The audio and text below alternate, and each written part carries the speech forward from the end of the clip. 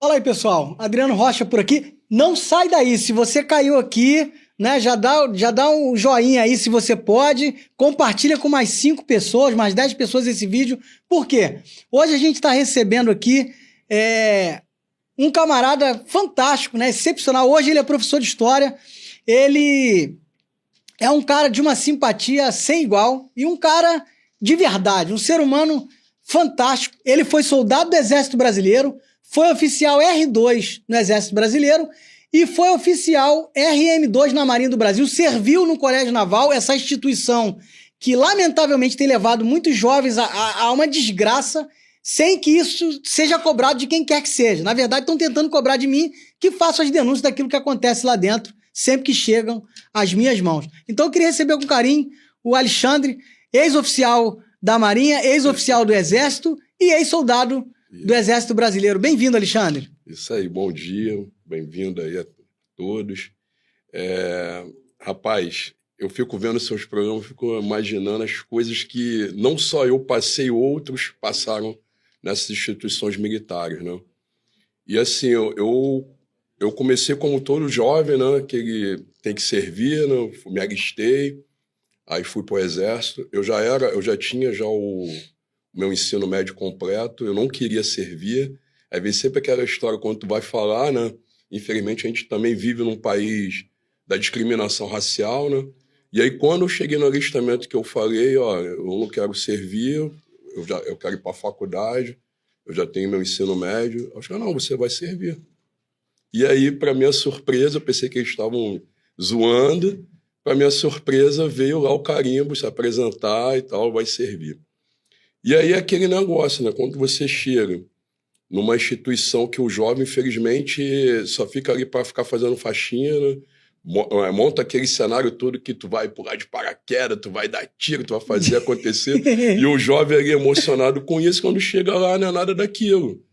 Você vai primeiro para uma sessão de obra, de manutenção, e vão ver. E quando você chega com o currículo que eu tinha, né, com ensino médio em processamento de dados, e tendo que mostrar isso, e os caras não acreditando, e aí, pô, negão, pô, para com isso. Já viu, negão, tu vai trabalhar, tu vai capinar, e aquilo tudo. E eu falei, cara, eu não vim para cá para isso.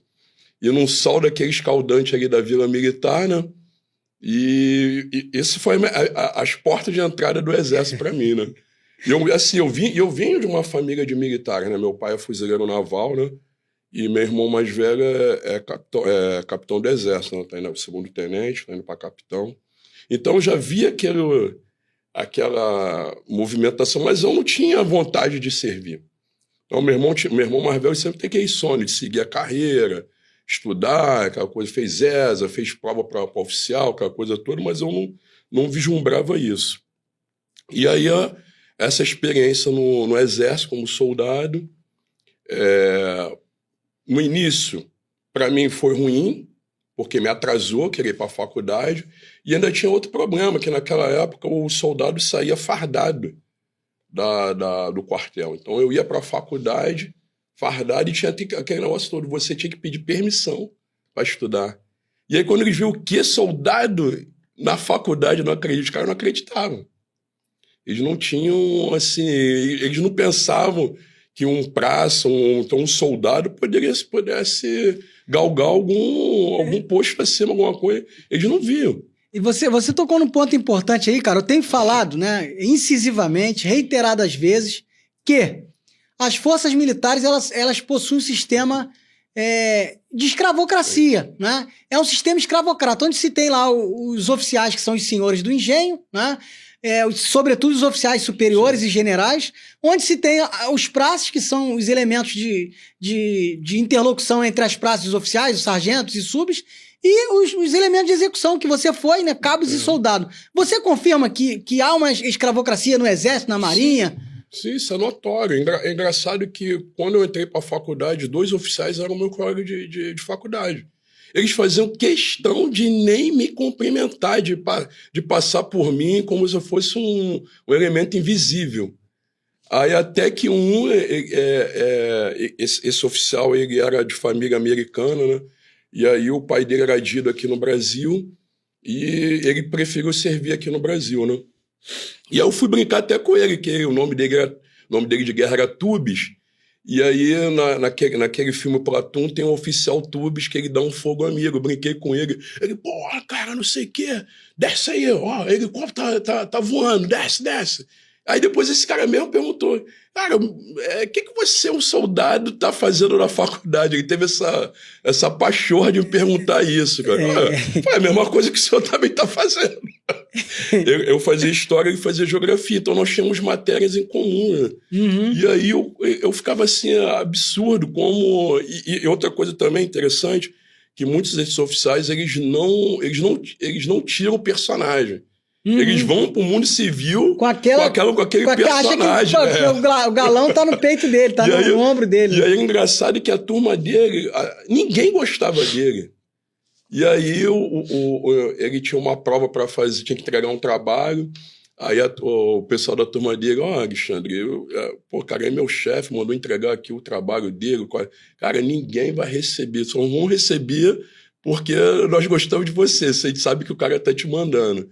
Mas assim, ele chegava lá, ele queria tirar onda, que ele era americano, falava inglês, aquela coisa toda. Então aquele personagem dele do quartel, ele levava para a vida civil. Então ele chegava lá, ele achava que ser oficial do exército, ele teria alguma credencial maior do que os outros. Né? Você vê que o cara usa mão de obra, eu falo isso aqui, mão de obra de quartel, né? Inclusive promotor ofereceu denúncia, falei no programa anterior de Vozes da Caserna, ofereceu denúncia, porque eu falei que tinha gente fazendo serviço pro comandante lá do Ciampa, né, o comandante Vanderly, fazendo serviço na loja da mulher dele, da esposa dele.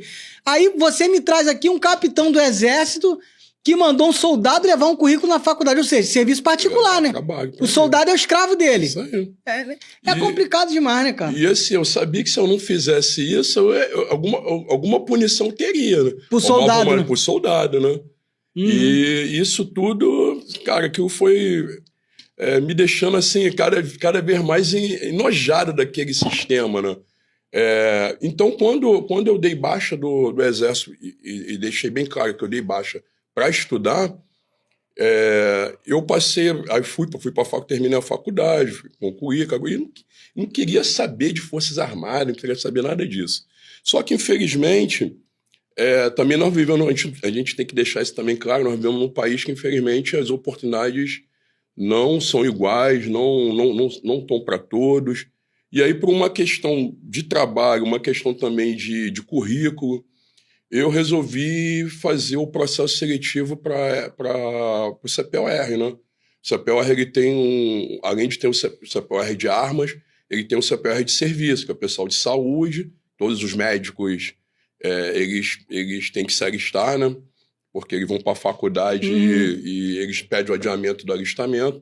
Então, a minha turma era junto com esses médicos, dentistas, pessoal de enfermagem, e tinha um quadro de magistério. E aí eu fui para o CPOR ali em Bom Sucesso, né? Fiz o curso. E aí, assim, quando eu terminei o curso CPOR, eu fui destacado para... Escola de Material Bélico, lá na Vila Militar, que hoje é a SLOG, né? Que é a Escola de Sargento de Logística. E lá eu lecionava para sargentos, que vinham para fazer o curso de aperfeiçoamento, e os alunos oriundo da ESA, né? E assim, foi outro também... que a gente fala assim, cara, ele não acredita, né? Eu fui acampamento, professor de história em acampamento, os caras zoavam. Pô, professor de história em acampamento, não acredito, os oficiais da AMAN, né? Médico também não vai? Por que o professor de história não vai? E aí teve um episódio que foi muito assim, que você vê como é que ainda continua essa questão que tu falou, né? Da questão lá da Casa Grande, da senzala, da escravocracia. Quando eu me apresentei para ir para o acampamento, eu tinha que pegar o material, né, para ir para o campo. E eles fazem a mesma zoação que eles fazem com o aluno que está chegando na faculdade, os oficiais da AMAN fazem com o oficial, o aspirante lá que vem de CPR, principalmente o cara que é igual a mim, né, que veio do mundo civil, né? E aí eles chegaram, cara, tu vai lá no Belog buscar o material. E eles sabiam que o Belog, para pegar esse material, era complicado. E aí eu fui pro Belog buscar o material para o acampamento. Quando eu cheguei lá, o nome do capitão que liberava o material, Capitão Caxias, oriundo da família do Duque de Caxias, né? E aí quando eu cheguei, fui falar com o capitão, permissão, tal, aquela coisa toda, aquele trâmite militar. Eu vim pegar o material que a gente pediu para ir para o acampamento. Aí quando ele olhou aqui na minha insígnia, que ele viu que eu era quadro complementar, ele falou, você é quadro complementar de quê? Eu falei, eu sou quadro complementar de história. Ele, o quê? E tem essa M no exército do meu trisavô? Aí eu falei, como é que é? Eu falei, eu sou da família do Duque de Caxias, você conhece a professora de história, você sabe, né? Aí eu falei, sim, sei. Aí ele falou, não tem material pra tu não dar meia volta e pode ir embora.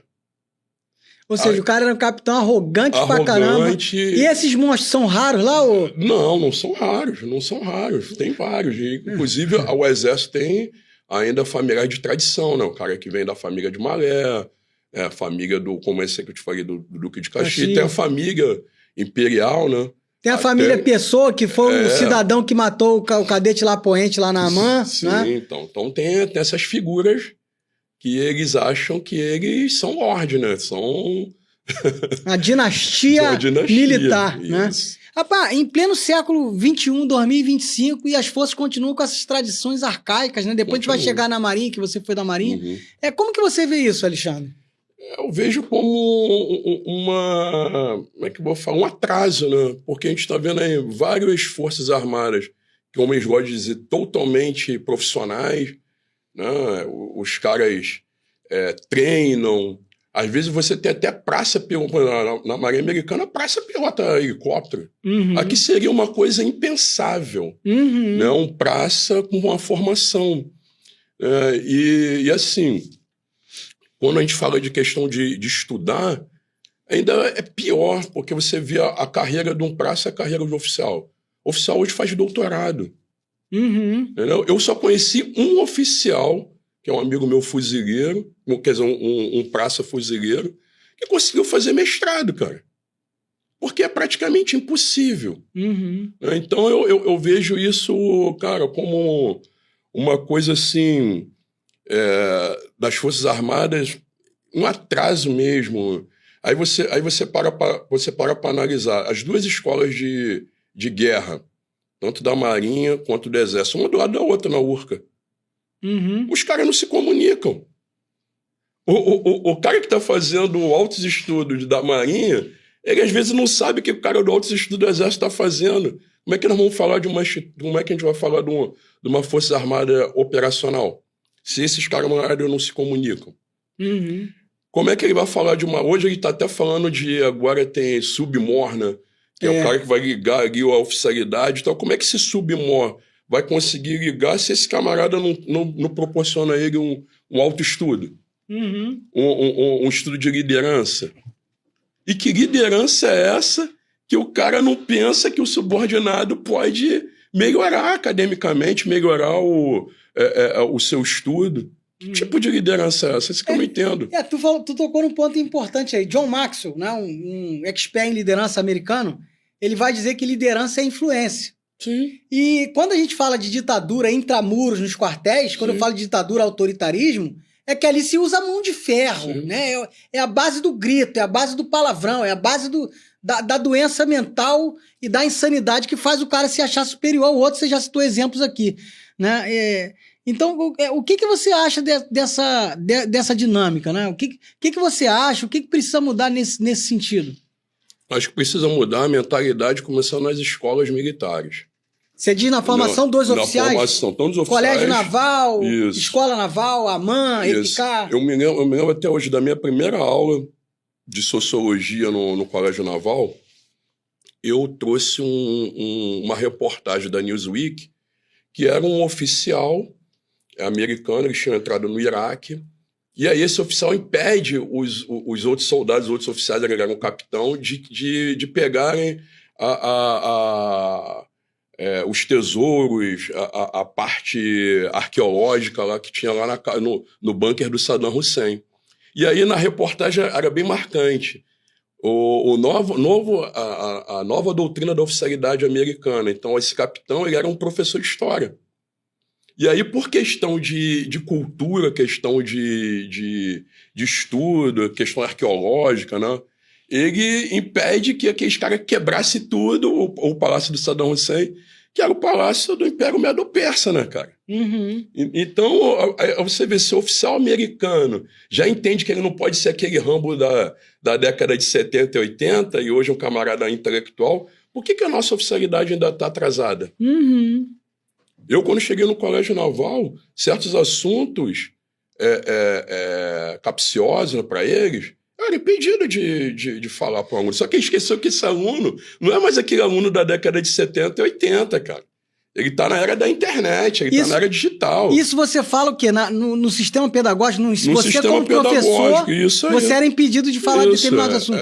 Questão de revolta da chibata. E é história, né? É história. E eles deliberadamente davam ordem para você não falar disso. A gente já sabia que aquilo ali era um assunto capcioso, e aí tinha que passar. Só que o aluno vai te perguntar, o aluno do Colégio Naval é um aluno extremamente inteligente.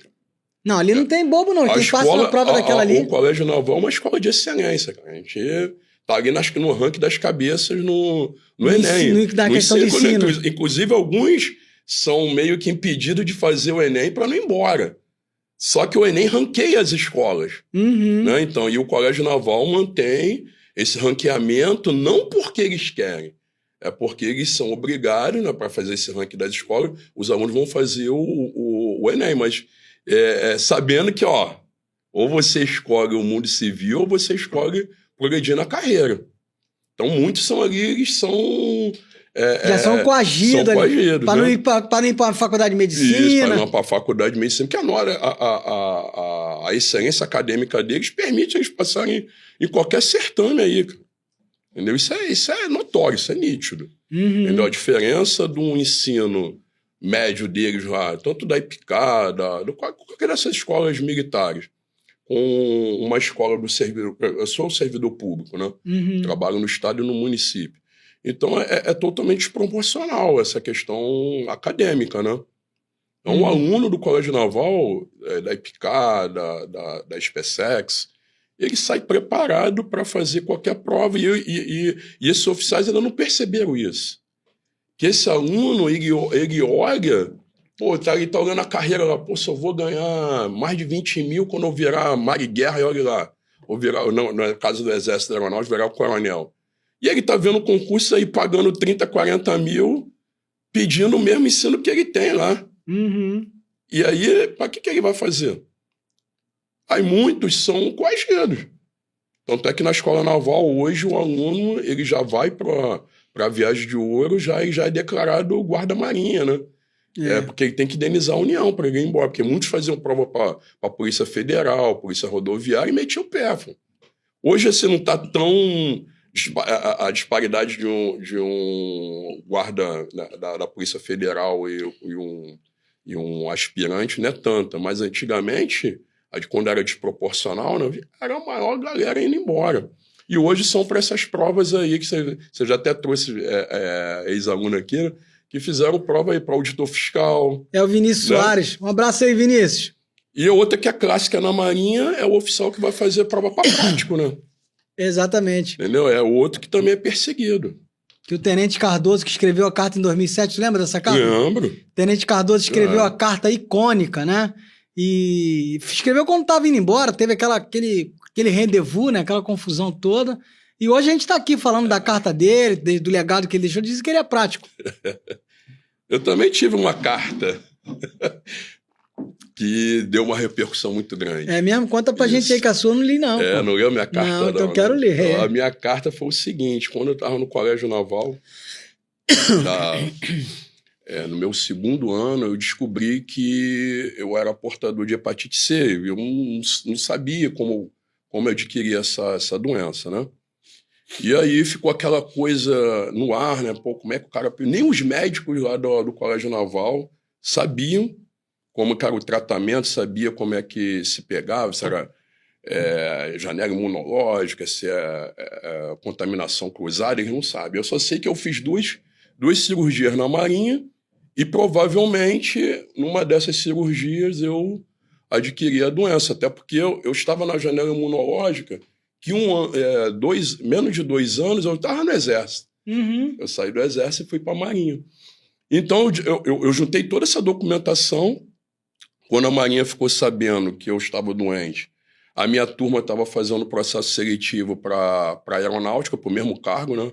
Para dar aula no Colégio Newton Braga, que é da aeronáutica. E aí o comandante, na época, ele estava indo ao Almirante, ele ficou desesperado, vendo aquela galerada toda indo para a aeronáutica.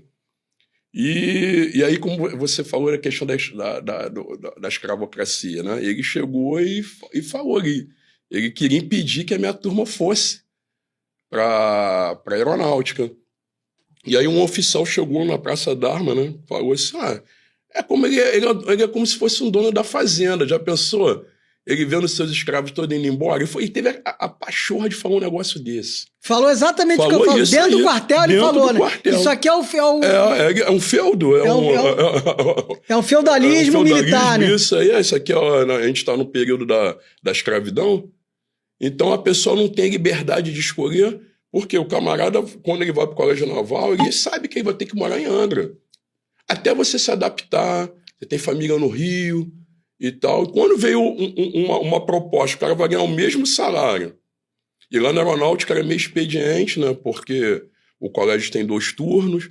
E aí ele teria uma possibilidade de estudar, de né, fazer outras coisas. Claro que o camarada vai pensar na lógica, que eles não pensam.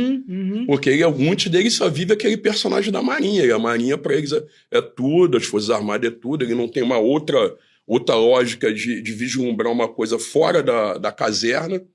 E aí ele fica doido quando ele vê um cara que vislumbra uma possibilidade fora da caserna, né? Aí o comandante ficou doido. E aí, na época, ele só não proibiu porque ele estava pensando na carreira dele de almirante. Ele sabia que iria chover de processos. Ia ter desdobramento. Ia ter desdobramento. Aí o oficial de assessor jurídico falou, é melhor o senhor assinar, porque senão o senhor vai ver aí vários processos. Não pode impedir a pessoa de ir para onde ele quer fazer o concurso. E aí, nesse inteirinho, eu descubro a doença, vou para a aeronáutica assim mesmo. E aí lá na aeronáutica fala, não, você é problema para a Marinha, isso é uma doença grave, dá até reforma. E aí a Marinha, para minha surpresa, me desliga. A Marinha fez aquela covardia naval, né? Sim, aquela A Marinha é uma força covarde, é uma força desumana, é uma força que trata os seus militares como se fosse um nada, né? Como se fosse uma praga, né? E principalmente quando é oficial temporário, que foi o caso do Alexandre, né? Quando é praça, aí, meu irmão, aí o negócio fica feio. Só que eles esqueceram que eu não sou bobo, né? Formado. Antes de ele vir com a farinha, eu já estava com o bolo já pronto. Entrei com a ação na justiça. E aí, assim, quando ele chegou, mas você entrou com a ação. Não, vocês não iam reverter isso. Pode ficar atrás. A médica veio falar comigo. Pô, mas a gente estava te tratando. Não, você não estava me tratando. Aqui, ó. O documento já querendo me desligar, eu já entrei antes. E aí, eu já sabendo que do desdobramento, eu entrei no portal na época, a presidente era Dilma Rousseff, eu entrei no portal Fale com a Presidente e escrevi como se fosse um filho escrevendo para uma mãe. Eu falei para ela, olha só o que está acontecendo comigo, a Marinha me abandonou, eu tenho que fazer o tratamento, também tem um tratamento psicológico, que a doença me deixou muito... O remédio que eu tomava era um remédio muito brabo, mexia com o meu psicológico. E aí eu fui escrevendo tudo isso para ela. Eu não sabia que ia me eliminar e ia sair, né, cara? Era como se fosse uma salvaguarda. Se eliminar não sair, pelo menos a Dilma me ouviu o meu relato. Só que na minha concepção eu achava que ela não iria ler. Bom, o presidente tem tanto problema, tanta coisa, essa cara vai ler, não lê. E aí, para minha surpresa, um belo dia, quando eu retornei da minha convalescência, o meu chefe, que me chama no reservado, ele nunca consegue falar tete a tete, né, com outros, sempre ele leva por reservado. E aí ele chegou, abriu o computador dele e falou, Alexandre, você mandou uma carta para o presidente? Aí eu falei, mandei. Aí ele falou, você é um canalha, você é um mau caráter. Falou que você era canalha e mau caráter. Aí eu falei, a Maria não tá te tratando, me tratando? O senhor não tá vendo aí que eu tô na iminência de fazer um transplante de fígado? Que eu tô tomando um remédio que é um autotrópico, um barbitura, que mexe com o meu psicológico. E o cara chamando você de canalha. E o senhor me chama de canalha. Aí ele sai da minha sala, eu sei, senhor. Tá? E nesse período, eu entrei pro mestrado, né? E aí, todos os oficiais lá, principalmente da área do ensino, eles têm direito a fazer pós-graduação, tem um dia para estudar. Eu era o único que eu tinha que vir do Rio de Janeiro, minha casa é na zona oeste do Rio, eu tinha que vir do Rio de Janeiro para Angra, dar um bom dia, comandante, e voltar para a minha faculdade. Isso aí é canalice. Entendeu? Isso aí ele não lembrou. Isso aí é canalice. Isso aí é canalice. Isso ele não lembrou. Isso aí é canalice. Entendeu? E o meu chefe era um camarada da área da saúde. Ou seja, vamos lá. Você falou que você tem problema na saúde. Como que são os médicos da Marinha na sua concepção? Eu sei que tem médico bons. Tem, mãe. Mas quais foram os tipos de médico que você lidou na Marinha? Eu vou falar para você. Eu tive duas surpresas quando eu vi os médicos que são mais oficiais do que médicos. Entendeu? Uhum. E também vi algumas pessoas que ainda são humanas. Uhum. Então, por exemplo, quando eu descobri a doença, eu tive que ir para o Marcelo Dias. E aí, antes eu fui ao Fiocruz, peguei eu tinha que ter um parâmetro para saber como é que ia ser o tratamento. Então, fui direto na Fiocruz, que era, né, hoje é a referência na pesquisa da hepatite. E aí, a médica da Fiocruz me deixou bem tranquilo. Não, cara, você fica tranquilo.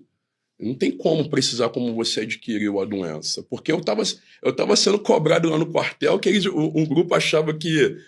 não viu onde te falei aí? Aquele negão, ele é bicha. Aí, eu te falei, pô, aquele negão pegou todas as mulheres aqui em Angra. Eles achavam que era uma doença só sexualmente transmissível. Entendi. E não era. Tem outras maneiras de você adquirir. E aquilo, cara, eu fui, sabe, ficando... Porque eles, ao invés de sentar comigo, ver como é que eu tava, pô, eles vão ver como é que vai ser a melhor terapêutica nisso aí, como é que a gente vai te tratar.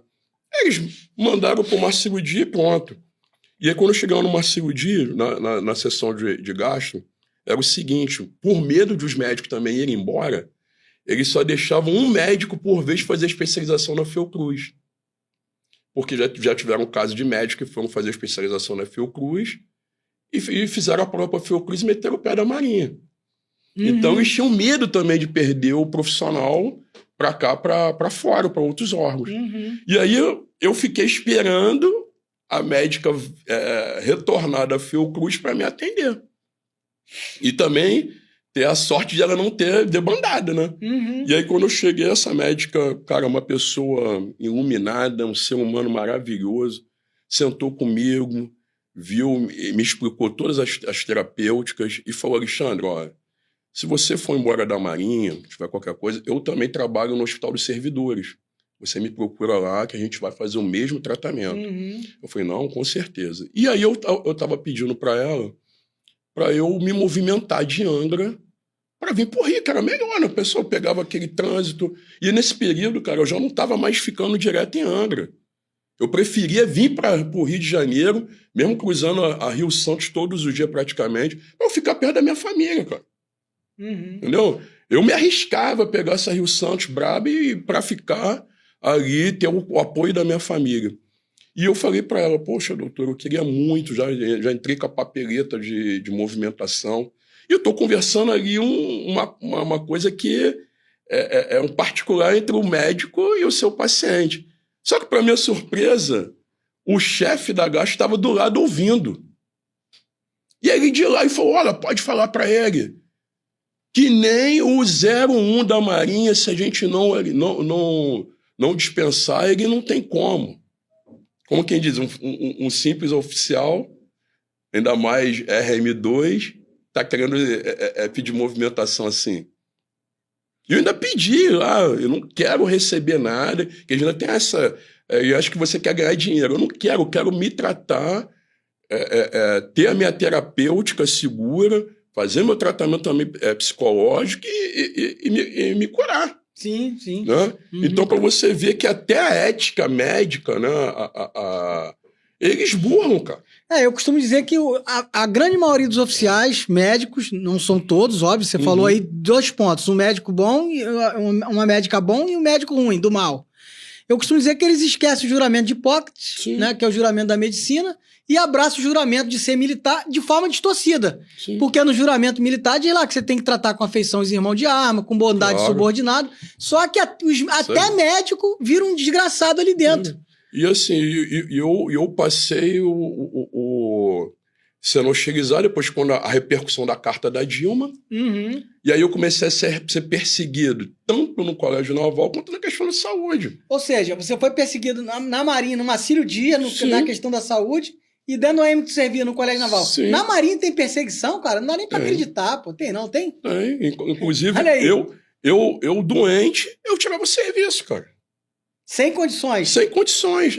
Aí eles me colocavam na escala na quarta, de quinta para sexta, eu tinha que sexta-feira vir para o Marcílio Dias, que eu tomava um remédio, eu ficava sexta, sábado, domingo, lá para quarta-feira que eu ia voltando assim, e ninguém lá na minha casa estava sabendo o que eu estava passando, né?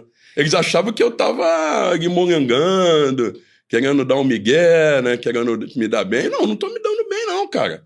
Eu falava assim, eu não tô surfando lá na barra não, filho. Eu tô em casa, parado. Ficava sentado o dia inteiro, dormindo, porque o remédio era forte, cara. E nesse contexto aí, a estigmatização é forte. Sim. Né? É o cara que vira vagabundo, é o cara que vira marginal e tal. E você era um docente, né, cara? Era um docente. Você era um professor lá dentro. Isso, eu fui me tirar do maior prazer que eu tinha, que era estar em sala de aula. Quando eu estava em sala de aula, cara, é como se eu tivesse um mundo paralelo, diferente. O aluno ali é um aluno extremamente inteligente, ele é um cara que vai te perguntar, que vai te questionar, e esses oficiais não estão preparados para isso. O mundo mudou. O aluno das décadas passadas não é o mesmo aluno do mundo digital. Então, história e sociologia, que eram as matérias que eu lecionava, o aluno está ali me questionando, o aluno está querendo ver a visão de mundo. E aí eu gostava desse desafio. Eu gostava dessa troca de ideias. Uhum. E aí eu até brincava com eles, né? A questão da liderança. Eu falei, vocês assistiram aquele filme do Resgate do Soldado Ryan? Aí ele, não, pô, assistam. Vocês vão ver o ator principal ali, né? Ele era um oficial diferente porque ele teve uma vida aqui fora, ele era professor. Aí eu falei, porque ele deve brincar, professor, ele estava vendo ali, tenente, ele estava vendo que o cara ele atuava com a tropa dele de forma diferente. Então vocês viram até o final do filme, quando eles estão apostando qual era a profissão do capitão ali? Professor. Então ele não era aquele oficial que veio das academias. Então ele tinha outra vivência de mundo. Então a liderança dele era uma liderança pelo exemplo. Era uma liderança positiva, era uma né? liderança positiva. De verdade. De verdade. Ele entendia o seu subordinado. Só em ver, ele já sabia que o cara tinha um problema. Ele já sabia que ele não era no grito, não era na forma autoritária. Rapaz, eu vou te falar, você tem uma energia muito boa, né? Eu costumo dizer. E tem coisas que eu falo assim, rapaz, a Marinha não merece você. A Marinha não merece você. E aí tem muita gente, eu recebo esses comentários direto que a tropa me acompanha, quero mandar um abraço para a oficialidade da Marinha, a parte boa, tem oficiais bons, tem oficiais superiores bons, tem oficiais subalternos, tem oficiais bons aí com mentalidade diferente, eu sei que vocês acabam tendo que se ajustar aí na dinâmica, né? Enfim, a gente sabe do que acontece no mundo da oficialidade, mas é fato que essa grande maioria da oficialidade é uma gente carcomida por umas tradições obsoletas, arcaicas e que se move na perversidade e na maldade. Isso aí. E assim, quando a carta teve essa repercussão, como eu falei, a perseguição começou a vir, aquela coisa toda. Eles não poderiam me punir diretamente, porque eles sabiam que a Dilma ia ficar sabendo. É isso aí, você mesmo me avisar. Fiz a carta e me prenderam. Aí eu virei o acochado da Dilma, como eles falavam, né? E aí o que aconteceu? veladamente, eles me perseguiam. Eu ia ao banheiro, o meu chefe ficava... Eu falei, pô, cara, eu tô aqui ao banheiro. Ele tava achando que eu tava ligando pra um advogado, uma coisa assim. O cara ia atrás de você? Que é meu direito. Sim. Não, é meu direito, meu advogado saber o que tá acontecendo. Lá no Colégio Naval, eles gostam de advogado? Não. Não gosta não, né? Não é conhecida fala minha, não, cara? Não. Ele não suporta advogado, não, cara? Por que não gosta de advogado? Porque o advogado vai correr atrás do direito, né? Do direito da pessoa. E lá, infelizmente, é um local que ainda falta o direito, como a gente fala assim, né? Mas no marketing da Marinha é tudo bonito, cara. Tudo bonito. Marinha, tu me acompanha há quanto tempo na internet? Já tem mais de um ano. Mais de um ano. A Marinha do marketing é real ou é a que eu apresento? Não, tem nada a ver. Aquela Marinha do marketing mas, tem nada a ver com essa Marinha real, não. Rapaz, mas eu acho que tu tá blefando. Quantos anos tu ficou na Marinha? Tu ficou 6 meses na Marinha? Não, fiquei 5 anos. 5 anos como oficial. Aí, gente, eu tô falando. Aqui, como diria o filósofo Ratinho do SBT, aqui tem café no bule, porra, aqui tem café no bule. A gente tá trazendo homens aqui de fibra moral, de coragem, pra falar a verdade. Eu parabenizo você, irmão, pela sua coragem, pela sua fibra moral, de vir aqui falar o que tem que ser falado. E assim, como eu te falei, a questão do ser humano, eles totalmente esqueceram. Esse meu chefe me perseguia. E aí, um belo dia, eu em consulta com a psicóloga, Alexandre, olha só, você não vai mais se consultar com o psicólogo da Marinha, não. Eu falei, é mesmo? Eu fui lá para o Hospital Nossa Senhora da Glória, e aí a psicóloga falou, olha, quando você me vê, você vê a farda. Lembra do Super-Homem? Uhum. O Super-Homem, ele, quando ele tá de Super-Homem, ele é o cara. Sim. Agora, quando ele tá lá na repartição dele, ou ele entrava na cabine, ele era o Clark Kent, era um ser humano. Passivo de todos os problemas, né? Tinha aqueles problemas lá com a logênica, a coisa toda, igual nós temos. E aí foi quando ela falou, quando você me vê, você vê a instituição. Você não consegue desvencilhar uma coisa da outra. Aí ela falou, não, você vai para uma psicóloga civil. E realmente era isso que eu via. Eu passei por psicólogo na UISM. Meu irmão, quando eu tava na ativa, eu dei uma sentada lá no divã e ela fez meu irmão, ela era oficial me atendendo. Eu não voltei mais, fui caçar psicólogo fora. É isso aí. Então tu passou por essa minha experiência? Passei por essa minha experiência. Ainda bem que teve uma pessoa de coerência, né? E você é um psicólogo, você não vê. Ela brincou, você que é de história, é a síndrome de Nietzsche, né? Que você vê o Super-Homem, é isso mesmo. Aí foi assim, é isso. Aí o que aconteceu? Como eu falei, meu chefe era da área de saúde, ele era um psicólogo, que era do ensino, né? E aí ele começou a me perseguir. E aí ele chegou um belo dia, eu voltar para a sala de aula, como ela falou, volta para a sala de aula. É uma coisa que você gosta de fazer e por enquanto você esquece o seu tratamento. Porque nesse intervalo eu não respondi o tratamento. E aí, mais uma vez, os médicos, na frieza, quando eu cheguei numa cirurgia para tomar o medicamento, o médico chegou, não, você não vai tomar mais porque você não respondeu ao tratamento. E ele falou, é simples. Nós pegamos o medicamento, que é caro, mas é descontado, era descontado desse remédio. A gente dá para outra. Cara, o cara falou isso para mim, eu sozinho no Marcelo Dias. Imagina como é que eu me senti. Aí ele chegou, olha, e tem mais. Você é um forte paciente para transplante, a Marinha não faz, você vai ser levado ou para o Hospital das Clínicas em São Paulo ou para o Hospital de Bom Sucesso. E aí, na época, uma amiga do mestrado era uma das diretoras do Hospital de Bom Sucesso. Ela falou, Alexandre, foge do Hospital de Bom Sucesso, ela está tendo superbactéria.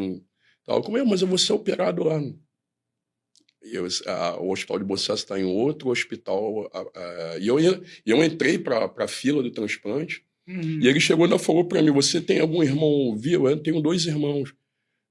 O seu pai não, por causa da idade, vai ser descartado, mas é simples, vai cortar Ele falando assim, né? E eu, simples pra ele, né? Você vai cortar um pedaço do seu fígado, tá ruim, vai pegar o do seu irmão. E ele falou, olha, o teu fígado tá igual quando tua mãe frita um fígado e ele fica cinza, o teu fígado já tá assim, eu já tava com 2 portas de cirrose. Então imagina como é que eu ficava com a minha cabeça. A qualquer momento eu poderia balbar, cara. Entendeu? E aí... os caras... Você via sem sensibilidade no Via sem sensibilidade. Os monstrinhos. É isso aí. Eles totalmente insensíveis. E aí, Eu pensava que eu tava falando demais. Quer dizer, eu pensava não, eu tô de ironia, né? Aquela linguagem sarcástica que não pode faltar. E aí eu vou falar, promotor, me processa de novo, abre outro IPM, faz o caramba aqui, ó. Estão dizendo aqui. E é um monte de gente que tá vindo aqui, vai vir 100, 200. Por isso vocês querem botar minha rede social em baixa. Esse pequeno advogado, esse pequeno jornalista está incomodando um sistema macro. E vocês vão continuar se incomodando, porque aqui não vai ter retrocesso. E aí, como eu falei, por orientação da psicóloga, eu voltei para a sala de aula. Só que eu não usava o computador da Marinha, que eu sabia que aquilo tudo era rastreado. Então, eu usava o meu notebook, eu estava na sessão mandando a aula para o coordenador, só que a aula no Colégio Naval, como eu te falei, é uma aula de excelência. Então, eu falei, cara, muito tempo fora de sala de aula, estava mais de um ano, né, nesse tratamento, então eu fiquei esse tempo fora. Eu falei, não, deixa eu mandar as aulas primeiro, para o coordenador verificar se está legal, e eu vou voltar com o maior prazer. E aí, nisso, ele veio, me viu usando o notebook e falou, Alexandre, vem aqui na minha sala. Isso, você estava usando um notebook particular. Eu falei, comandante, eu não uso mais redes sociais daqui, não uso nada, a intranet. Ele falou assim, não interessa, você está usando o seu meio particular. Aí ele falou, sai da minha sala. Eu falei, sim, senhor. E começou a me humilhar ali, né? E aí, nisso, eu fui já com a minha cabeça assim, cara, eu não aguento mais. Eu não aguento mais essas humilhações. E aí, nisso, quando eu voltei, abaixei meu computador, já estava já aqui, cara. Eu saí, eu falei, não aguento mais. E aí eu surtei, quebrei tudo. Eu quebrei a porta da sala dele e ele botou a cara dele para eu socar. Só que eu falei para ele, eu não aguento mais. Mas tu não socou a cara não. dele, não? Pô, ainda bem, né, cara? Não soquei. Mas ficou com vontade? Fiquei com vontade, mas assim, cara... Mas não tava surtadão, não tava, né? surtadão. A minha vontade era de externar aquilo que eu tava passando, as humilhações, as perseguições, a pessoa que tava... A qualquer momento eu poderia, meu fígado, né? Explodir. É porque você não tem a quem recorrer, né, cara? Não tenho quem recorrer. Tu acha que a tropa tá admirando aquilo que eu faço? Sim. E por quê? Por que você acha que a tropa... Porque ele observa as mesmas coisas que a gente está passando. Eu tive subordinado meu lá que o cara estava com câncer. E aí o comandante chegava, tinha que pegar a passagem para Indiana para ir para uma cirurgia, e o cara ali morrendo para dar passagem pro cara.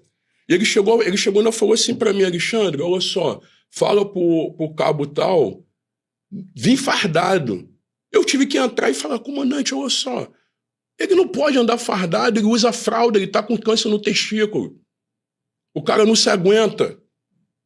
Pô, brabo demais, né, cara? E aí, quando eu falei esse negócio pra ele queria que eu desse uma punição no cara, porque o cara tava paisando. Te obrigando. Não tava fardando, te obrigando. Aí, é outra coisa que eu falo, né? Muitas punições, quando eu vou defender uma parte de ocorrência na Marinha e tal, o cara que tá dando a parte, ele sequer sabe o que aconteceu direito. Porque ele foi mandado, né? Ele foi coagido a participar o militar mais moderno, o prazo. Isso aí. Isso acontecia lá no tua época? Acontece. Tanto é que quando aconteceu essa questão da carta e de eu ter entrado na justiça, aquilo pra mim foi como se fosse um cobertor. Eu falei, os caras não vão me perturbar mais. E depois desse, que eu já tinha quebrado tudo, porra, eu fiquei... Os caras na praça, tanto é que eu fiquei um tempão sem aparecer na Praça d'Armas. E eu vi os oficiais, caraca, eu tô um negão, não sei o quê. Tanto é que quando eu fui, eu sou um cara da paz, cara. Eles não sabem que eu sou um cara da paz, cara. Quem aguenta tortura, pô. Tu entende que tu foi torturado lá dentro? Sim, não foi, isso é uma tortura. Pois é. Entendeu? E aí, quando eu aplicando prova, lá não sei se você sabe, quando o aluno tá fazendo prova, ele tem que ficar de cabeça baixa, aquela coisa toda, deixa o documento ali para não ter cola, né? Só que na época deles, o aluno ficava igual uma múmia, assim, ó. Os tempos mudaram. Aí, só que esses oficiais que voltam pro Colégio Naval, ao invés de chegar e saber qual é a voga, como é que tá agora e tal, aí passou um comandante, passou pela sala de aula, só que ele passou por sala de aula de professor civil. Ele viu o aluno ali deitado, não falou nada pro professor civil. Ele sabe se ele fala pro professor civil entra na justiça contra ele. Ele não tem a mesma questão de um militar. Do professor militar. Isso. Quando ele passa na minha sala, ele, Alexandre, cadê que esse aluno tá dormindo? Pegou o documento do cara, dá uma parte nesse aluno e você também vai receber uma parte. Eu falei, sim, senhor. Aí ele me manda um outro oficial mais moderno, me dá uma parte, e eu cheguei lá só, cara, você vai, falei pro oficial, você vai cumprir. Não, mas você é mais antigo, cara, não, ordem absurda, não sei como, você vai cumprir. Porque eu vou pegar isso, eu vou guardar e vou mostrar pro comandante como quebra de hierarquia, mas você vai fazer, ele não se ligou nisso, você faz a parte. Aí eu fui ao imediato e falei, olha, permissão que eu vou representar contra esse oficial. Ele, não, com certeza. E o meu chefe chegou, Alexandre, me chamou na sala, não faz isso. Esse que eu tive o problema. Uhum. Não faz isso, eu já vi isso acontecer na Marinha, não sei quanto oficial participando, outro, mas o senhor viu o que ele fez comigo? Engraçado, né? Ele foi lá na Praça da Arma dos alunos, pediu desculpa, porque um dos alunos envolvidos era filho de almirante. De lá, o pai ficou sabendo e deu um totozinho nele aqui, como a gente fala na caserna, deu uma mijada no cara. Uhum. Agora, ele foi lá e pediu desculpa na Praça da Arma, agora comigo. Ele me pediu desculpa, ele foi lá falar.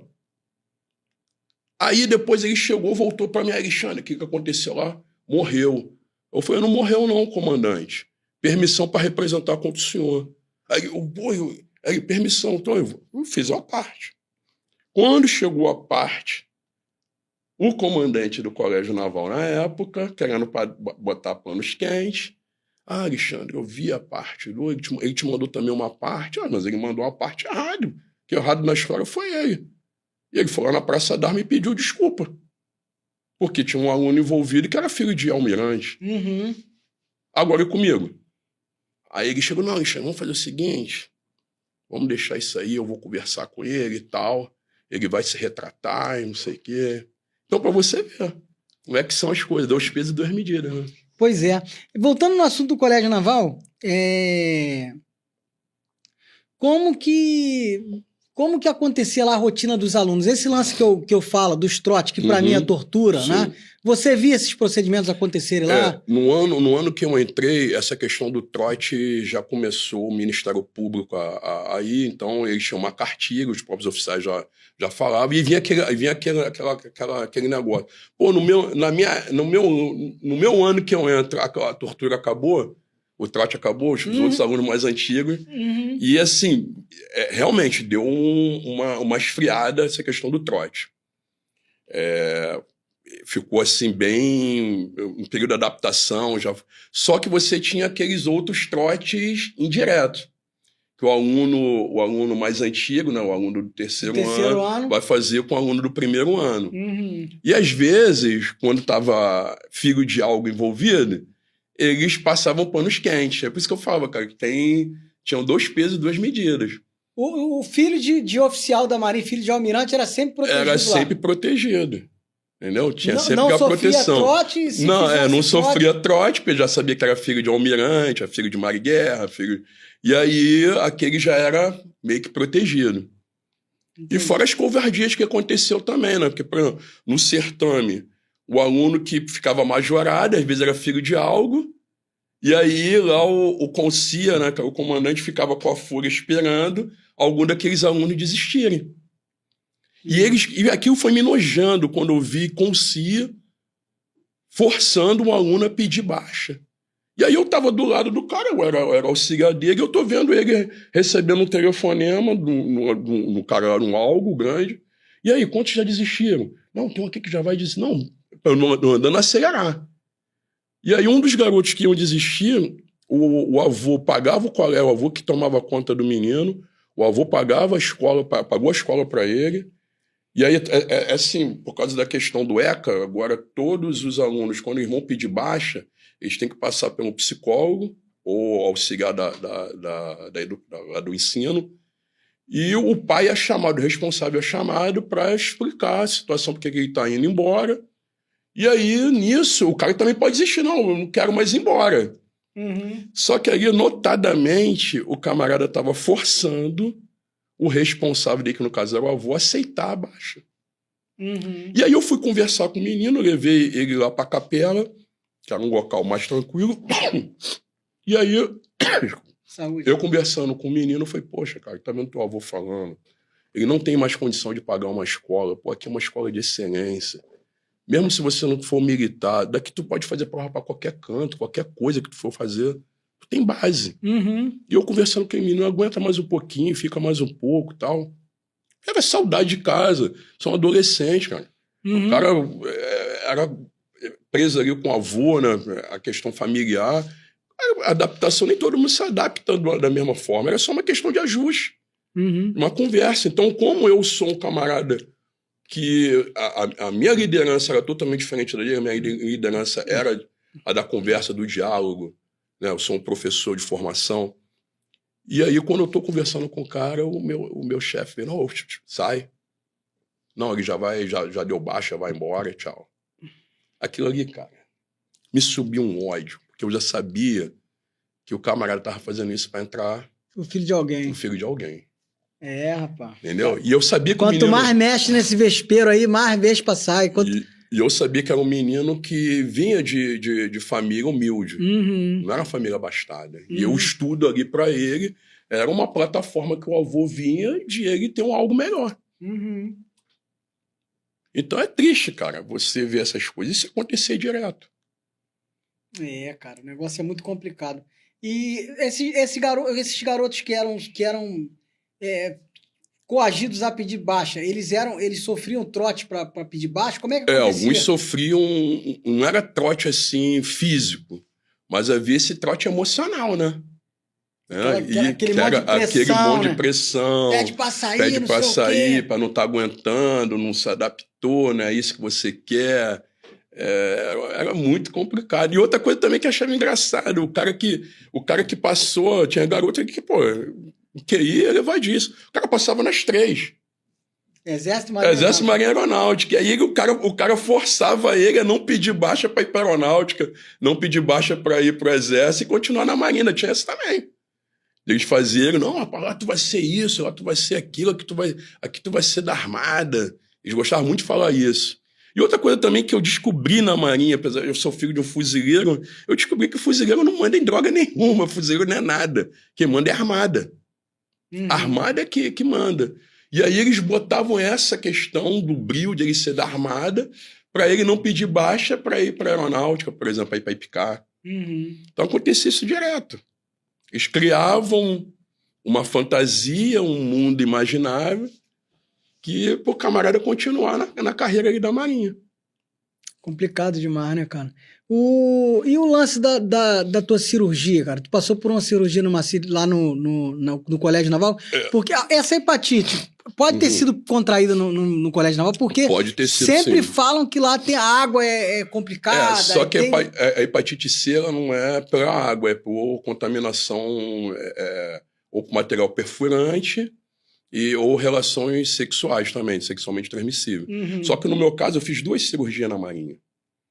Então... E aí provavelmente eu fui ao Exército, aí eu peguei a minha guia sanitária no Exército, que é a guia de saúde, e aí tem a gente chama de janela imunológica. E aí eu vi que o médico, não, impossível. Você saiu do Exército bom, né? Eu saí do Exército bom, então não tem como. Então foi na Marinha que você adquiriu. E eles não queriam que eu contasse isso. E essa cirurgia que você fez, como é que foi? Não, você fez no hospital? Onde você fez? Aí o que aconteceu? Graças a eu sou uma pessoa que tem uma fé, né? Eu sou evangélico, eu sou cristão. Então eu acredito na questão do milagre. Não é mesmo? Então, o meu caso já era para caso para reforma. O meu advogado na época até falou, cara, você foi o caso mais doido. Já estava já com o pé na cirurgia. E aí, quando eu comecei a baixar a minha adrenalina, fazer meu tratamento, ir ao psicólogo civil, aquilo tudo foi melhorando o meu tratamento. Aí eu voltei a estudar e nisso a minha doença, a cirrose que eu tinha, ela foi regredindo. E aí, por causa disso, eu não reformei. Eu não tinha mais porta de cirrose. E aí eu fiquei um período sem o tratamento de remédio para o organismo voltar a se recuperar. E aí, nesse intervalo, eu tive que responder na Justiça Militar, né? E aí, o que aconteceu? Instauraram o IPM? Instauraram o IPM. E nisso, quando eu quebrei tudo que eu surtei, eles me levaram para o ISME É isso que eu ia te perguntar. Entendeu? Eles Como é que foi lá? Me levaram pro ISME. Quando eu cheguei no ISME, o tratamento foi totalmente... Eu já sabia que o médico do quartel ligou pro médico do ISME para dar um laudo do jeito que eles queriam. Pô, peraí, rapidinho, cara. Calma aí. Acontece isso na UIRM, de um laudo de conveniência? Então o cara pode até morrer, né? Se matar. Pode. Senhoras e senhores, por que tivemos ano passado 10 suicídios na Marinha do Brasil? 10 que eu tomei conhecimento e eu divulguei. E divulguei por quê? Porque eu quero que essa desgraça acabe.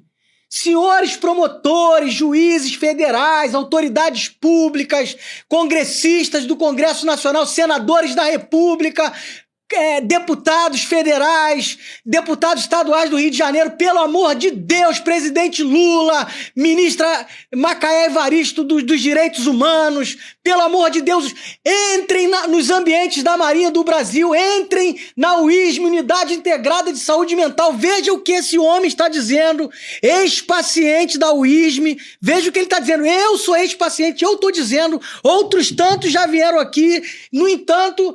Eu tô sendo perseguido com diversos IPMs, conselho de disciplina. Isso tem que acabar. E assim, é uma coisa que quando eu vou revisitar isso aí me emociona muito, entendeu? Porque quando eu cheguei lá, os caras não levaram em consideração nenhuma os remédios que eu tomava.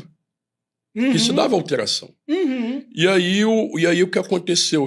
Do ISME eu recebi um laudo como se fosse, o cara deu um piti. Ele deu um rompante aí e pronto. Foi mais ou menos isso que eles botaram. Mas tá bom, né? E tá bom. Aí me retornaram. E nisso que eu retorno pro Colégio Naval, eu recebo voz de prisão. O oficial me dá voz de prisão, a mando do meu comandante. E eu fui levado pra prisão. Pro presídio da Marinha. Pro presídio naval. E aí, quando eu cheguei no presídio naval... Rapaz, o sistema é muito macabro. E assim, eles já fizeram um documento totalmente errado, porque eles não mandaram pra Justiça Militar que eu estava sendo preso. Eles me prenderam primeiro para depois levar o documento. Ou seja, totalmente... foi um cárcere privado. Então. Aí que vem a questão, graças a Deus, como eu era um oficial que a galera, todo mundo gostava. Os praças pegaram meu telefone, ligaram para o meu advogado, tiraram foto do documento, e meu advogado, o escritório dele era na Ilha do Governador, então daí ele correu para a Justiça Militar, que era na ilha, e aí pediu um relaxamento de prisão, só que eu já estava lá no presídio naval. E aí quando eu cheguei no presídio, que aí que a minha ficha caiu, quando bota aquele azulão, a coisa toda, que eu subi, né, o uniforme de presidiário, deixei... Te algemaram? Não me algemaram. Não algemaram, não. E eu fiquei ali algumas horas ali, né, preso. E tu saiu no mesmo dia? Saí no mesmo dia. E eu tava junto com um oficial que era até um fuzileiro que tinha matado 2 pessoas, e eu conversando com esse cara, e ele falando, pô, Alexandre, já viu quantas pessoas eu vi pra cá? Você é o terceiro. Eu falei, é mesmo? Olha, aqui já veio um médico da Marinha que dava golpe no seguro DPVAT. Você tá vendo ele aqui? Eu falei, não. Aí ele falou, aqui veio um coronel da aeronáutica que estava traficando no avião. Você tá vendo esse coronel aqui? Eu falei, não. Rapaz, o teu caso... Né, mas eu já tava na adrenalina. Que isso, cara? Pô, eles me enquadraram em 8 anos de prisão, cara. E, não, rapaz, isso aí, quando chegar lá no juízo, eles vão reinterpretar isso e tal. O teu caso é totalmente diferente do meu. Eu matei. Aí, então, aquilo ali, quando ele falou e ele tinha lá... Né, e outra coisa, até os prisioneiros tem diferença. Como ele era oficial, ele tinha direito a ter... Ele tocava guitarra, ter as guitarras, ter não sei o quê, ter os livros dele lá de direito. E o praça não tem. Então, eu vou te perguntar. Meu irmão, não sei se tu sabe, o símbolo do presídio naval tem uma faz, que é o símbolo do fascismo. Aquele machado, né? Envolto ali enfim... tu sabia disso, não? Não sabia. E aí eu vou te perguntar, lá tem autoritarismo, lá tem sistema de ditadura dentro do presídio, tu ficou pouco tempo Sim, lá. eu fiquei pouco tempo, mas assim, eu já vi esse tratamento, o que o oficial tinha direito a ter guitarra, tocar lá dentro do presídio... Ou seja, lá dentro tem distinção entre preso e preso. Tem. O cara podia ir pra faculdade, ele tinha os livros dele de direito, e lá o praça não pode ter direito a ter essas coisas guardadas lá com ele. Né? Complicado, né, cara? Complicado, até pro preso. Aí eu vou te perguntar, a LEP, a Lei de Execuções Penais, ela é cumprida lá dentro do presídio? Sabe dizer? Não, dessa forma como foi. Você vê, a minha foi arbitrária. Uma prisão completamente arbitrária. Totalmente.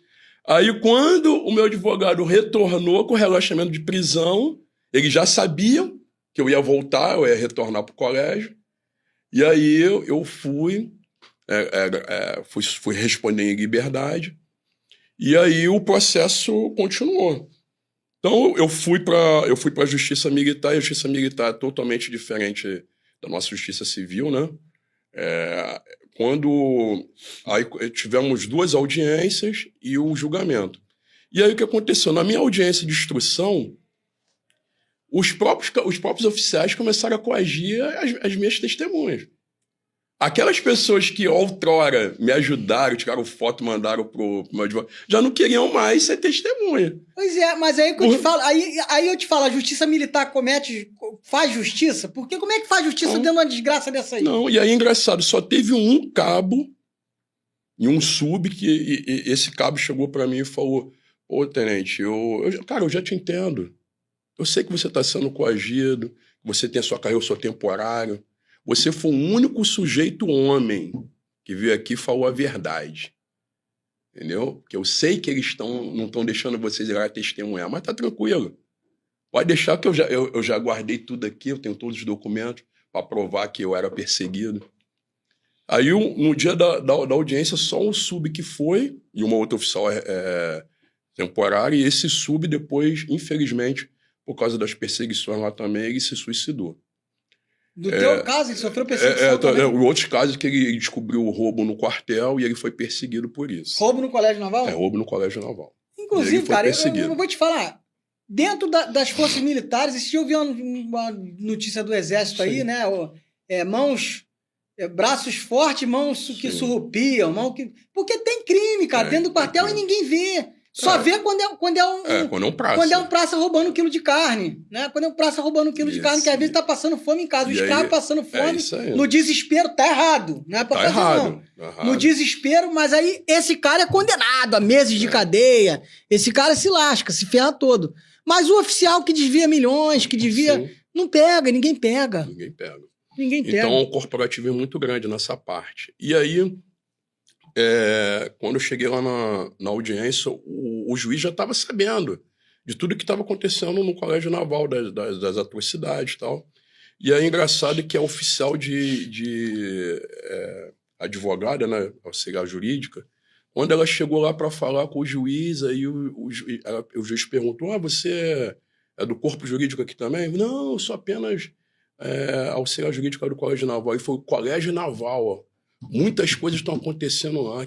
Ela falou: que isso, excelência? Superdimensional não, estão tudo na minha mesa. Tu sabe como era o nome desse juiz? Eu só não sei o nome do juiz, eu não lembro mais. E aí, quando eu fui pro julgamento, o meu advogado, ele era da aeronáutica, e aí é engraçado que ele pediu para eu ser avaliado pelos médicos da aeronáutica. Aí eu só conversava, no Colégio Naval, só conversava com o capelão, o padre. Eu ia lá pra sacristia, ficava com ele, e o padre era advogado também. Ele: não, rapaz, seu advogado tá fazendo um trabalho perfeito. Eu falei: mas capelão, ele me mandou pra aeronáutica é Força Armada também, igualzinho. Aí ele falou assim: não, fica tranquilo. E aí, como eu falo, cara, pra mim, o universo, Deus ali conspira, entendeu? Ao favor das pessoas que são do bem. Isso aí, quem tá fazendo a coisa certa, quem tá sofrendo injustiça. Quando eu cheguei para fazer a inspeção de saúde na aeronáutica, e eu tinha ido até com a minha esposa no dia, e aí eu cheguei ao hospital ali no Rio Comprido, da aeronáutica. Aí eu cheguei lá e tal, e aí o médico chegou e falou: eu tô só esperando a outra psicóloga chegar e tal, para fazer a tua avaliação. Eu falei: tudo bem. Aí, quando ela chegou, eu falei assim: Alexandre, você foi... Aí me chamou: tu conhece? Eu conheço. Vou te dizer de onde que eu conheço. Foi ela que fez a minha inspeção de saúde na aeronáutica, quando eu tentei ir para lá e sair do Colégio Naval. Aí ela falou assim: Alexandre, eu tô conversando aqui com um médico, colega. Cara, o que você sofreu, cara? Eu tô aqui bobo, como é que eles botavam você de serviço? Eu falei: eu tirava serviço. Aí falou: se você sabia que o remédio que você toma, você poderia pegar uma arma e matar todo mundo e não ia dar em nada? Pois é, eu sei disso, doutor, mas graças a Deus não aconteceu. Aí eu falei assim, não, eu tô botando aqui o laudo pro juiz, tá? Você pode ficar tranquilo.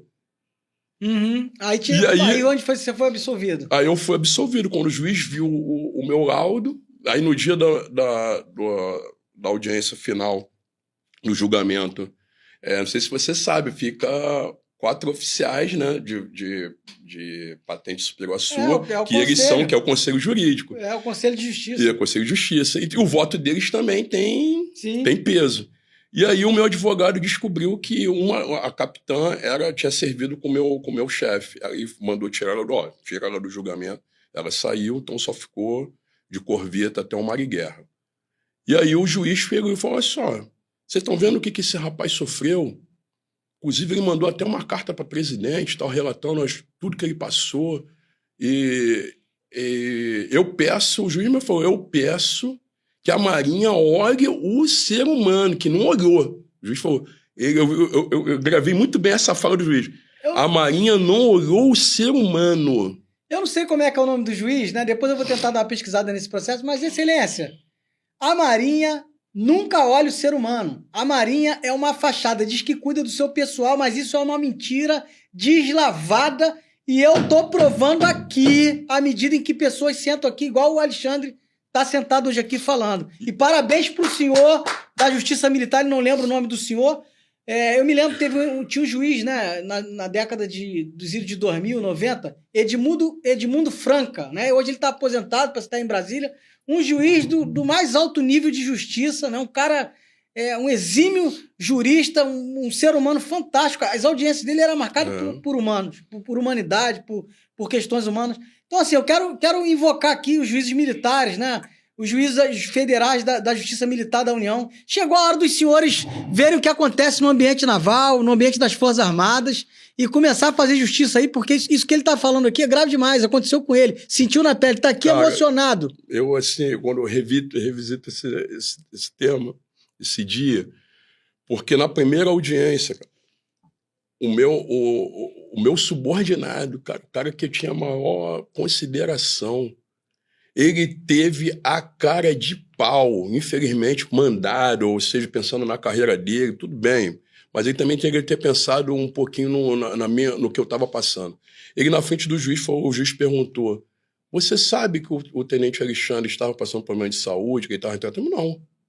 Eu me lembrei de todas as vezes que eu ia para o hospital, cara, eu mandava para ele a papeleta que eu estava indo para uma cirurgia. Tudo aquilo eu gravei.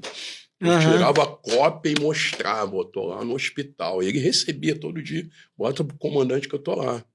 Ou quando eu ia pra faculdade... E o cara chegou na hora e mentiu. Mentiu, na frente do juiz. Só que o juiz já tava sabendo que aquilo era uma mentira, porque eu levei todos os documentos que eu tava em tratamento. E assim, o que eu achei mais é isso, que eu não sabia que ele tava doente. Nunca soube. Como é que não soube, cara? O cara trabalhava do meu lado, cara. E aí, quando eu digo que foram os 40 minutos mais estressantes da minha vida e um dos mais felizes, quando o juiz falou assim para mim, Alexandre, acabou. Vai viver sua vida, vai fazer seu tratamento. Eu estou te absolvendo. E ainda a promotoria queria me dar 9 meses de tratamento no ISM e o restante em cárcere. Aí o juiz, não, negativo. Ele já provou que ele não tem problema nenhum para a sociedade, ele é uma pessoa idônea, íntegra, não tem problema nenhum. Como é que ele vai estar preso? Como é que ele vai fazer um tratamento no hospital psiquiátrico? Não.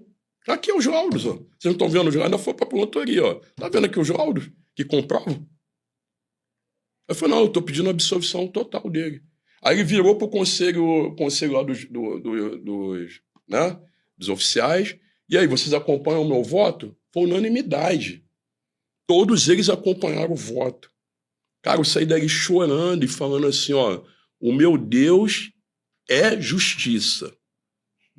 Deus pode demorar, mas o Deus que eu creio é um Deus de justiça. Eu acredito nesse também. Pô. É um Deus justo. É isso aí. Entendeu? Porque eu já estava pensando, cara, eu fiquei tão mal, que eu só via todo dia, eu ficava olhando os processos para saber quantos anos eu ia pegar de cadeia. Só imaginava isso. Eu em casa, eu ficava alucinado. Minha família tinha que me trancar porque eu pensava a qualquer momento que eu ia ser preso. Então, imagine, nesse intervalo, meu pai faleceu. Eu não tive nem... eu não tive ânimo para ir no enterro do meu pai. E quando eu retornei para o quartel do gozo do luto, um outro chefe que eu tive que trocar de chefe, um outro chefe mais carrasco ainda, ele já estava querendo me dar deserção. Aí eu falei para ele, comandante, como é que o senhor vai me dar deserção? O senhor não soube que meu pai faleceu? Ué, não soube não. Eu falei, mas eu mandei o óbito dele. Ué, como é que eu vou acreditar nisso aí? Isso aqui? Eu falei assim, então o senhor abre aí o computador, meu pai é fuzileiro. Tá o obituário dele aí. Aí quando ele falou, caramba, pô, teu pai era fuzileiro. Aí foi que ele se ligou. Uhum. Então imagina, se meu pai não fosse fuzileiro, fosse qualquer um, ele ia me dar voz de prisão, pô, por deserção. Sendo que eu tava no meu direito ao luto. Eu tava no tempo certo do luto. Então, para vocês verem como é que os camaradas, eles se comportam, eles não têm amor à pessoa, ao subordinado. Esses camaradas fazem coisa assim do arco da velha. Cara, é muito brabo, né? Tu chegou a ficar internado na UISM alguma vez, não? Eu tive 2 passagens pelo UISM, só que o médico que me tratava lá, ele era do Colégio Naval e depois foi pro UISM. Tanto é que agora ele saiu da Marinha, graças a Deus, que é um camarada, e era de carreira. E era gente boa. Era gente boa nisso, doutor Hugo. Um abraço para você, meu amigo. Um abraço aí, doutor Hugo. E aí, o doutor Hugo, ele chegou e falou, Alexandre, eu vou te dar alta. Eu falei, que isso, cara? Vou te dar alta. A gente tem ele chamou a tabela lá, que acompanhava as pessoas, e foi a pessoa que tem uma fé, uma religião, seja o que for, o tratamento é mais rápido. E você, pela sua fé... Eu me agarrei na minha esperança era a minha fé, cara. Eu me agarrei na minha fé para eu ter uma terapêutica e me curar. E aí ele falou, cara, você está evoluindo bem, não estou mais te dando mais remédio e tal, você vai voltar para o seu trabalho. E aí esse que era o problema. Quando eu chegava na porta, chegava em Angra, eu já começava a suar, cara. Na entrada de Angra, eu sei que Angra dos Reis é uma cidade maravilhosa, não tem nada mais, o trauma, só aquele de você pegar Rio Santos. Quando eu chegava na porta do Colégio Naval, cara, a minha mão travava. E aí vinha aquele suador, aquela coisa toda, e eu sabia que aquele era um ambiente que era hostil à minha pessoa. Você ter uma noção, nesse período, eu fui destacado por paiol de obras. Eu professor de história que eu entendo de obra. Apesar que meu pai era de obras e instalações na Marinha, mas não era a minha praia. E eu fiquei ali, cara, mas foi um local que eu fui mais bem tratado. As pessoas que trabalhavam lá eram humanas. Só que são as pessoas que são mais hostilizadas porque é o serviçal. É o cara que vai fazer o trabalho bonito na casa de um oficial, que é destacado para fazer uma coisa que não está, às vezes, na prerrogativa dele, ele vai lá fazer. Ele pega aquele cara para fazer um serviço particular para ele, não é da Marinha. Tem isso na Marinha? Pô, como tem. E aí, eu fui muito bem tratado. Tinha gente que nem sabia. Falei, pô, tu tá aí, cara? Eu ficava lá escondidinho, dava minha hora, ia embora. Aí foi bom, o tempo foi o período que eu pude acabar minha dissertação do mestrado, né? Eu ia pro mestrado, ninguém sabia que eu estava estudando, então eu fiquei ali praticamente para eles invisível. Mas eu estava ali há um tempo que eu estava me recuperando. Entendeu? Eles acharam que tinham me jogado aí, deixa o cara esquecidinho aí e tal. Mas não, indiretamente me fizeram bem. Até um dia que um sargento falou, pô, tenente, sou oficial. Por que o senhor não vai lá na Praça da Arma? Eu falei, cara, eu já estou 6 meses sem aparecer aqui. Cara. Não, vai ali, nem que você dê um oi. Vai lá. Aí um dia eu tomei coragem, entrei na praça. Quando eu entrei na Praça da Arma, que é o refeitório dos oficiais, né? Quando eles me viram, eles tomaram um susto. Cara. Tinha muitos que pensaram que eu já tinha até ido embora. E aí eu vi que o local parou pra rapaz, o cara é uma acochado da Dilma, não sei o que e tal. E aí eu vi que esses caras são covardes, cara. Eles são covardes. Ah. Eles sabiam que não poderiam fazer nada comigo, porque sabia que a Dilma ia ficar sabendo. Tanto é que no dia da minha audiência com o 01, que eu pensei que eu ia vou tomar uns dias de cadeia, eu cheguei para minha professora no mestrado, a senhora segura aí que eu vou ficar uns 30 dias preso. Manda matéria, minha mãe leva para mim, meu pai e tal, mas... Aí eu falei assim, não, tá tranquilo. Quando eu cheguei no dia da audiência, ele falou para mim assim, Alexandre, eu não entendi por que você mandou essa carta para Dilma. Você não está sendo bem tratado? Eu fui bem tratado, comandante. O senhor não viu que eu sou um candidato a transplante? Aí, não, mas a Marinha está te tratando. E aquele negócio, né, cara? Ele chegou e falou coisas que só eu e meus familiares sabiam. Ou seja, eu tenho certeza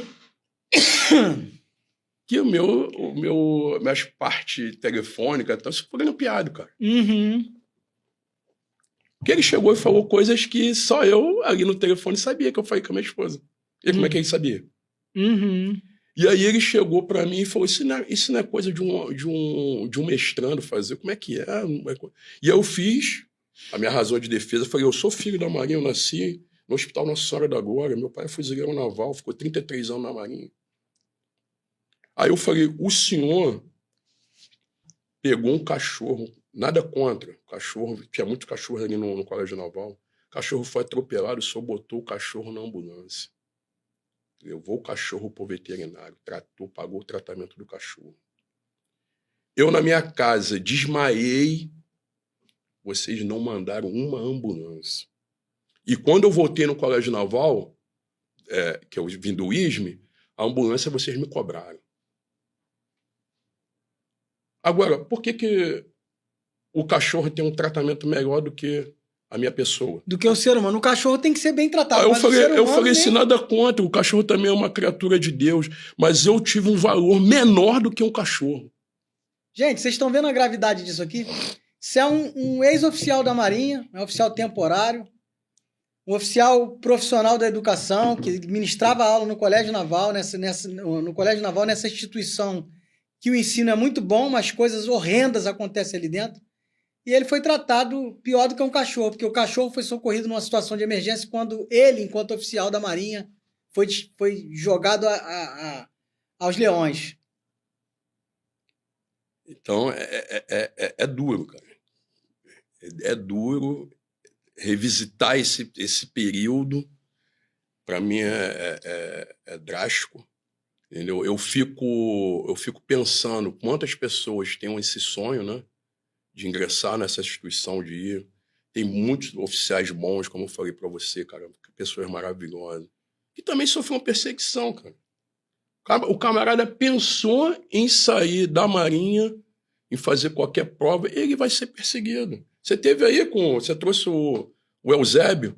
Sim. Tenente Eusébio foi meu aluno, cara. Eusébio foi teu aluno no Colégio Naval. E aí você vê, desde o Colégio Naval, o Eusébio, ele era tratado, ele era para ser um atleta, cara. Só que lá mesmo já falaram, cara, ou você é atleta ou você é oficial, cara. Estava num período dos Jogos Militares, Jogos Olímpicos, o projeto olímpico militar, mas o projeto olímpico militar não embarca oficial, só praça. A maioria desses atletas são temporários. Uhum. E o Eusébio oficial, ia ser oficial, e aí? Você viu ele falando das perseguições. Sim, sofreu demais, pô.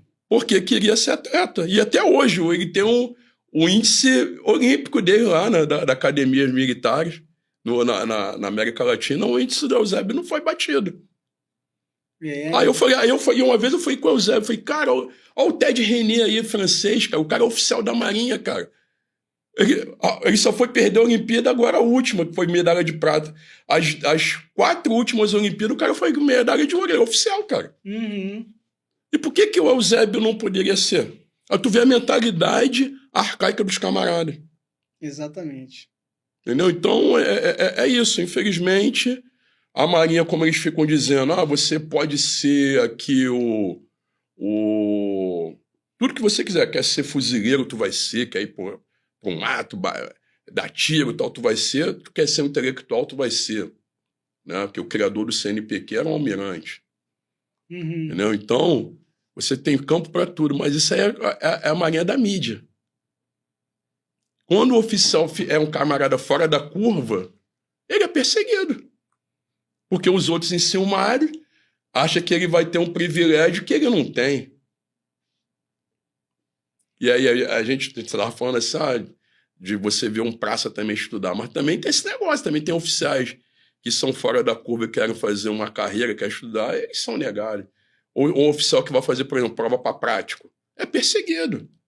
Porque ele acha que o cara vai para um salário maior do que ele vai ter na Marinha e os outros enciumados, né, não tem coragem de fazer o que ele vai fazer, ele é perseguido. Uhum. Cara, é muito brabo, meu irmão. A gente está caminhando aí para o final. Eu queria que você fizesse aí suas considerações finais, se lembrasse aí daquilo que porventura, de repente, você não falou ainda. E dizer para você, irmão, que eu sou sensível à sua dor, né, a dor de todos aqueles que sofrem, porque só a gente que enfrentou esse lado obscuro da Marinha Brasileira, quem enfrenta no Exército, na FAB, nas polícias militares do Brasil, nas polícias militares, nos bombeiros militares do nosso Brasilzão, só quem enfrentou essas agonias é que sabe. E a nossa maior tristeza é porque nem todos tiveram a mesma sorte que nós. Verdade. Você poderia não mais estar aqui, né, mas graças à sua fé, graças a Deus, eu também, né, a gente está aqui. E eu estou hoje num contexto de tortura psicológica, sendo perseguido por promotores da Justiça Militar da União, do Ministério Público Militar. Mas eu não me curvo, irmão. Aqui é coragem, é fé em Deus e desejo e sede de justiça. Então eu queria que você fizesse as suas considerações finais, lembrasse do que não lembrou. Enfim, assim, fica à vontade. A cena mais marcante foi o dia quando eu voltei para casa do presídio, que eu fui abraçar meu pai. E aí meu pai falou assim para mim, meu pai sempre falava, Alexandre, a Marinha é um teatro. E eu falei, pô, cara, você foi um grande ator mesmo, realmente. Ele falou, eu tinha vocês para criar. Então meu pai era daquela Marinha que o cara tinha que segurar porque ele tinha uma família. Uhum. E aí, quando eu abracei meu pai falou assim, eu sei que você passou, que eu trabalhei lá no presídio naval. E você ficou na mesma prisão que Tiradentes ficou, né? Eu falei, quem não sabe, o presídio naval é dentro de uma... dentro de uma rocha. Uma rocha. Uhum. E o pessoal também do João Cândido também ficaram ali, né? Uhum. Então, você que é professor de história, então eu sei que você teve ali... Os presos na época da ditadura também iam para lá, então eu sei o que você passou ali. E aí foi um momento muito, muito assim, significante para mim, porque meu pai não é que era uma pessoa dura, mas ele ficou carcomido por causa desse sistema, então ele era difícil expressar aquele sentimento, né? A pessoa, né? E aí ele me abraçou, eu abracei, eu falei, pai, graças a Deus eu tô vivo. Eu voltei, e meu advogado ligou para ele tranquilizou, não, ele vai responder, mas está tudo certo, a gente já está aqui. Porque meu pai sabia das atrocidades que aconteciam. Entendeu? Então, aquilo ali me chocou muito, me marcou. Eu sou um Alexandre antes e depois disso. Eu vejo as coisas totalmente diferentes depois disso. Eu fui para lá com um pensamento de melhorar o meu currículo, de ter uma projeção que, pô, o cara que foi professor do Colégio Naval é um nome, é um peso. Uhum. Só que quando eu cheguei, infelizmente, alguns saem com uma visão otimista, outros saem com outra visão igual a minha. E como eu disse, cada um tem a sua sorte, como eu gosto de falar, né? Só que não existe sorte quando a gente fala de uma marinha que a gente pensa ser profissional. Sorte é diferente de profissionalismo. Uhum. E eu não fui tratado nem como profissional, nem como ser humano. Porque eu me lembro bem, quando o juiz perguntou para o meu chefe como eu era no colégio. Ele falou, não era nenhum destaque. Meu irmão, como é que eu não sou nenhum destaque, cara? O cara, além de ter me humilhado, ele queria jogar meu currículo no lixo. Uhum. Só que ele não jogou, cara. Porque eu não entrei na Marinha à toa, meu irmão. Foi um processo seletivo. Tá? Foi um processo seletivo. E ele esqueceu que, além de graduação, eu sou pós-graduado na UF, mestre em avaliação e eu sou doutorando da Rural. Parabéns pra você, entendeu? Meu irmão. Então ele não viu isso. Ele viu isso? Ele não viu. Né? Foi como eu falei, o Colégio Naval é um colégio de excelência, cara. Os professores estão lá são altamente gabaritados. Uhum. Então, eu não poderia ter falado isso, que eu não era um destaque, como de... Isso aí não é nada. Então, até isso, os camaradas, eles usam para diminuir a pessoa. Cara, é tudo muito triste. Eu te agradeço, Alexandre, por ter vindo, por Muito ter obrigado atendido pela oportunidade. nosso convite, cara. Eu queria fazer um bate-bola com você. Eu vou falar Sim. uma palavra e você dá uma Sim. frase aí, dá uma resposta. Beleza? Beleza. Aí a gente encerra, então. Serviço militar obrigatório. Para mim, não deveria existir. Perfeito. Exército Brasileiro. Eu costumo dizer que o Exército é republicano e a Marinha é monarquista. é brabo, mas algumas coisas o Exército é mais... É menos... Menos de... Isso. É o que eu falo. Acontece em todas as forças, Sim, mas a Marinha é sem igual. A Marinha é sem igual. Injustiça. Em todas elas existem. Todas as instituições militares ainda são instituições altamente burocráticas, altamente hierarquizadas, né? Como fala o pilar dele, hierarquia e disciplina. E esquece que o mundo mudou, cara. O mundo mudou. João Cândido Felisberto. Para mim, é um herói. É o camarada que como foi, eu sou como se fosse um dos filhos dele, né? Das ações dele. Aquele que peitou, que viu que a chibata já não existia. Uhum. A tradição que eles trouxeram da Inglaterra, né? Na Inglaterra já não usava mais chibata. Uhum. E aí, por que aqui no Brasil continuava? Os caras não já tinham acabado há muito tempo. Uhum. E ainda continua, né? O serviçal. A chibata... O cara que vai lá servir o camarada, levar uma comidinha no camarote do comandante. A mulher do comandante que pede para ele servir carpaccio. E o cara hoje é proibido. Ele não pode mais servir. E antes da proibição, quantos serviam de cozinheiro particular, né? De serviçal, de servente? É uma casa grande senzala. Sim, verdade. No tempo pós-moderno. Justiça Militar da União. E algumas vezes é injusta, porque só vê um lado, e é corporativista. Ela não observa essas atrocidades todas cometidas por oficiais. Perfeito, meu irmão. Te agradeço aí por ter vindo. Te agradeço aí por você ter nos acompanhado. Muito obrigado. Né? E compartilha esse vídeo aí com mais pessoas para que nosso conteúdo possa ser entregue para mais gente e para que todo o Brasil tome conhecimento daquilo que acontece nas Forças Armadas, sobretudo no ambiente da Marinha do Brasil. E até o próximo episódio.